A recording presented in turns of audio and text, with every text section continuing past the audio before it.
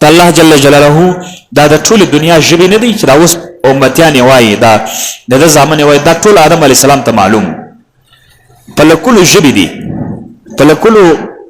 پښتو ده فارسي ده بیراوي ده بلوچي ده او ورسره عربي ده انګلیش دی افریقایي ده دا ټول ژبې حضرت آدم علیه السلام ته معلومې وي دا ټولې معلومې وي خو دا ژبې حضرت آدم علیه السلام ما یو کتاب کې وکتې چې دا ټول په ډبرو لیکلې وې چې کله د نوح علیه السلام طوفان راغی دا ټولې ډبرې یوړې ختمې کړې بیا د نوح علیه السلام په زمانه کې بعضې ژبې بیرته نوح علیه السلام دوباره ولیکلې کومې ژبې چې نه دي لیکل سوي هغه ولاړ هغه بیا تر اوسه د چا نه زده هم نه دی دا تاریخي خبرې دي نو بهرحال رسول الله صلی الله علیه وسلم ته چې د وحی سلسله یعنی قرآن کریم د نازلېدلو سلسله چې شروع شوې ده دا هم د دوشنبې په ورځ او اتم د ربیع الاول دی دا ربیع الاول ډېر مبارکه میاشته ده ځکه دا خلکو ته وایو چې تاسو میلادونه وکړئ تاسو هم ختمونه وکړئ خیراتونه وکړئ چې سبه په وسه کې کیږي د الله رسول صلی الله علیه وسلم روح ته یې وبخشي د الله رسول صلی الله علیه وسلم روح په دې خوشحاله کیږي ته به دا نه وایې چې رسول الله مبارک زما دا خیرات ته محتاج دی نه رسول الله مبارک محتاج نه دی ولې ته چې د عبادت کوې دا فرض منځونه کوې الله تعالی ستا ته په عبادت محتاج دی چې دا ټوله دنیا العیاذ بالله کافر سي د الله په پادشاهۍ کې دومره زره نقصان راولي نه راولي نو ولې موږ تاسو عبادت کوو عبادت کوو دا مطلب چې موږ الله ته شوي چې خدای پاک تا چې کوم حکم کړی هغه ما منلی ده په هغه ما عمل کړی دی موږ الله تعالی ته ځان سپینوو او چې کله ته رسول الله صلی الله علیه وسلم پسې خیرات کوي رسول الله مبارک هغه ډېر لوړه درجه کې ده هغه ستا خیراتو ته ضرورت نه لري هغه ستا میلادو ته ضرورت نه لري هغه ستا د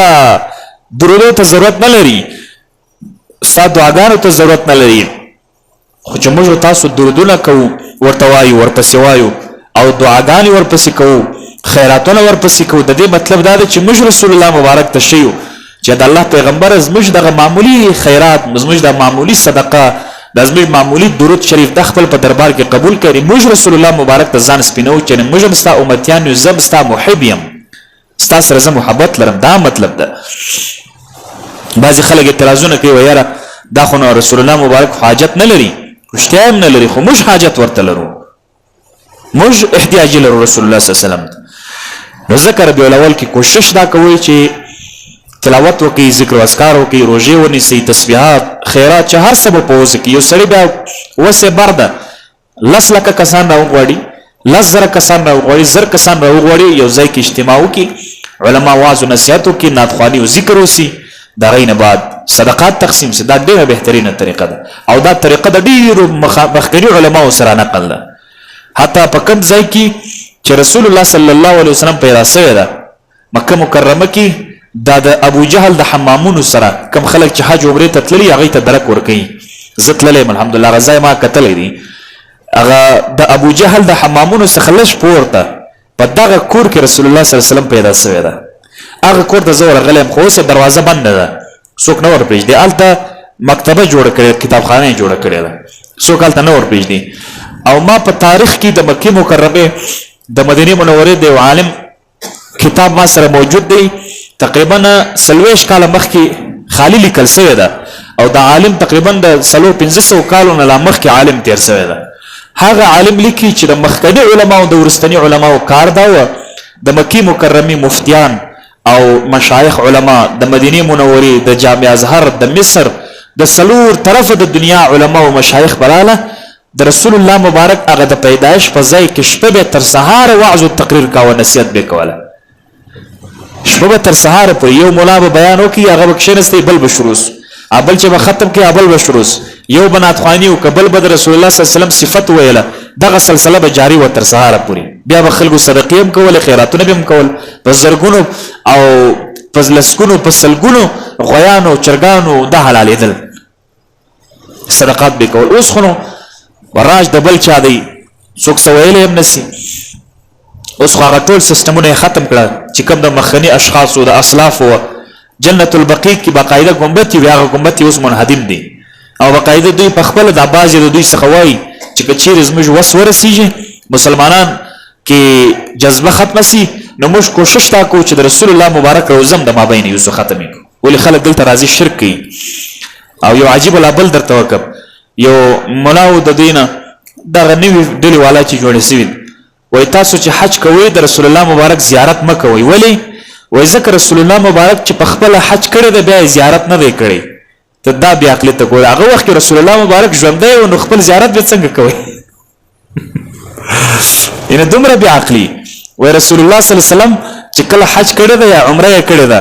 نو تللی دی بیت الله شریف ته، صفا مروه ته، جمره عقبه او مینا او مزدلفه دې ځایو ته تللی دی، خو مدینه منوره کې دغه خپل قبر ته وایي نه دی تللی. نو تاسې ولې ورځئ؟ ظالم هغه وخت کې خو رسول الله مبارک ژوندی و نو په ژوندون کې به سړی خپل قبر ته ورځي،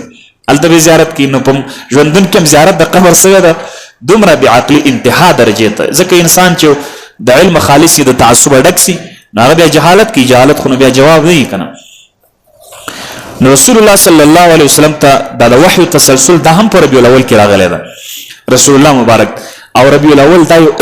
میاشته ده چې ډېره بهترینه بابرکته میاشته ده. او په دې کې ما درته روایت پیش کړي چې د قرآن کریم نزول په دغه ربیع الاول کې سوی، د الله د رسول صلی الله علیه وسلم پیدایش په دغه ربیع الاول کې سوی ده. او بعضې خلک وایي چې یاره د رسول الله مبارک وفات خو هم په دغه شپه کې سوی ده، په دغه میاشته کې سوی. په 12 کې هم روایت راځي، په 2 کې هم راځي، په 3 کې هم راځي. رسول الله مبارک یو عجیب حدیث ویلی ده، وایي صحابو حیاتی خیر لکم و مماتی خیر لکم. صحابو زما ژوندم تاسې ته ښه دی، ولې زه تاسو ته بیان کوم، نصیحت درته کوم، نیکه لاره در شیم، زما څخه ظاهري او باطني فیوزات تاسې اخلئ، او زما وفات هم ستاسو دپاره ښه دی. ولې؟ ځکه چې کله زه وفات سم نو زه ولاړ سم الله رب العالمین ته زارۍ او عذرونه کوم چې کم امتي ګناهکار وي، کم امتي لړلی وي، نو هغه امتي د شفاعت دپاره زه په ورځ د قیامت کې ستاسو مخې ته بیا ولاړ یم، حوض کوثر ته بیا زه ستاسو په مخې ته ولاړ یم، او د پل صراط مخې ته زه ستاسو مخې ته ولاړ یم. په دا ټولو مواضعو کې زه ستاسې مخې ته ولاړ یم، نو ځکه زما وفات هم تاسې ته خیر دی. او دا خو د نورو خلکو رواج دی چې بل یو چا سره زما بحث وایي تاسو نو دا میلادونه جوړوئ، خوشحالي کوئ، نو دا خو د رسول الله مبارک وفات هم په دغه میاشته کې سوی. مال څونه بې عقل انسان یې. شریعت کې دی چې صرف 3 ورځې ته غم رازي وکړه. شریعت کې خو دغسې دی چې 3 ورځې غم رازي وکړه. دا خلک چې مړ سي 3 ورځې فاتحه نه کوي، خو 3 ورځ ختم سي بیا خو غم رازي نه کوي. په شریعت کې هم دغه 3 ورځو کې جواز ته. او اوس خو د رسول الله مبارک 1400 کاله تېر سوي دی، ته اوس غم رازي په راکوې. اوس دا نیت لري چې په بل ځای موږ وتپوي. نو لہذا 3 ورځې پورې غم رازي جایز ده، تر هغه ماسې ونه دی جایز که نه. نو ځکه د رسول الله مبارک اصل مقصد دا و چې دنیا منور کې په نور د ایمان او د یقین سره، دنیا منور کې د الله رب العالمین په عبادت سره. ځکه کافرانو هغه جبر او ظلم او استبداد تاسې ته ما بار بار ویلی ده چې کافرانو څومره جبر کول، استبداد به کوله، ظلم به کوله، چې د یو زنانې سره به 10 کسانو هم نکاح تړله، 10 کسان د یو زنانې سره نکاح تړل، او کوچنۍ لوڼې به په ځمکه ژوندۍ شخولې. دا نه و. خلک به چې کله لور به پیدا سو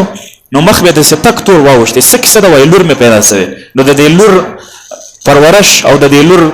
غټوالی، د دې ته پیسې ورکول، د دې جامه اخیستل، دا به څنګه سي؟ آیت کې راځي چې ظل وجهه مسودا وهو کظیم،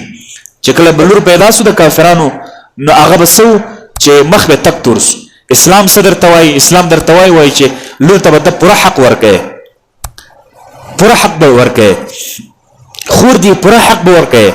د ازدواجي زندگی پوره حق به ورکوې. نو دا شریعت مطهره د هر اړخ د خوا څخه په تا باندې پابندیانې لګولي. یو بهترین طرز العمل او لایحه د عمل دنیا ته نشر کړې ده چې په هغه طرز العمل باندې هر څوک عمل وکړي، د هغه څخه نه ظلم کېدی سي، نه جبر کېدی سي، نه استبداد کېدی سي، هغه نه افراط خواته تللی سي او نه تفرید خواته تللی سي. الله جل جلاله دې موږ تاسو ته د عمل کولو توفیق راکړي. وما علی الا البلاغ.